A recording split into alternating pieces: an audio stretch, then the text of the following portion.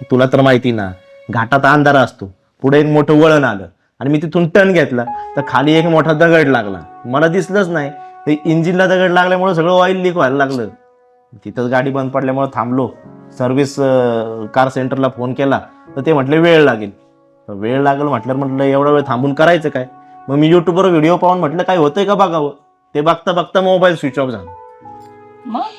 मग काय, तिथं उभा होतो रस्त्यावरती गाडी नीट करत, मागून एक मोठा ट्रक आला. तेवढ्यात नशीब हारावे आला आणि त्याने आवाज दिल्यामुळे मी वाचलो, नाहीतर ऍक्सिडेंट झाला असता माझा. बापरे. अगं लोकांना पण मी हात करत होतो, थांबा थांबा, पण घाटात थांबायला कोणी तयारच नाही. आणि तिथे चोऱ्या माऱ्या होतात ना. हो काकू, अहो तिथं खूप चोऱ्या होतात.